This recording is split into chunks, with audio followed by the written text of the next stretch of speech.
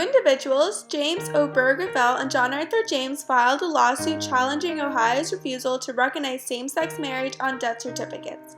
James Obergefell and John Arthur James lived in Ohio but got married in Maryland in 2013, where same-sex marriage was legal because Arthur had developed ALS.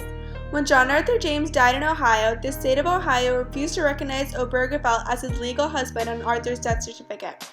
On July 19, 2013, Obergefell filed a lawsuit as a plaintiff in the United States District Court for the Southern District of Ohio. Governor John Kasich was one of the original defendants on the case. Then, on July 22, 2013, the Southern District Court of Ohio required Obergefell to be on Arthur's death certificate. Then, the plaintiffs filed an amended complaint adding 3 additional plaintiffs. On December 23, 2013, the court held that Ohio's refusal to recognize same-sex marriages performed in other states violates substantive due process and equal protection rights of those parties to those marriages. The case got appealed to the Sixth Circuit Court of Appeals. On November 6, 2014, the United States Court of Appeals for the Sixth Circuit reversed the previous decision and upheld that the previous marriage laws in Ohio and 3 other states where the plaintiffs came from were constitutional. With this decision, the Sixth Circuit became the first federal court of appeals since the United States v. Windsor to uphold a state law denying same-sex couples the freedom to marry. On November 14, 2014, Obergefell filed a petition for a writ of certiorari with the United States Supreme Court. On January 16, 2014, the U.S. Supreme Court issued an order granting certiorari and agreeing to hear the case. So what were the plaintiffs arguing to the Supreme Court? One major part of it had to do with the 14th Amendment, which basically states that no state should be allowed to abridge the privileges and immunities of citizens, no person was allowed to be deprived of life, liberty, or property without due process of law, and that no person could be denied equal protection of the laws. This was key in the plaintiff's argument. The questions that their case seeked to answer was that, do same-sex couples have the same right to marry in every state? Must the states grant marriage licenses to same-sex couples? And must the states recognize same-sex marriages that have been licensed and performed lawfully out of state? Mr. Chief Justice, and may it please the Court, the intimate and committed relationships of same-sex couples, just like those of heterosexual couples, provide mutual support and are the foundation of family life in our society.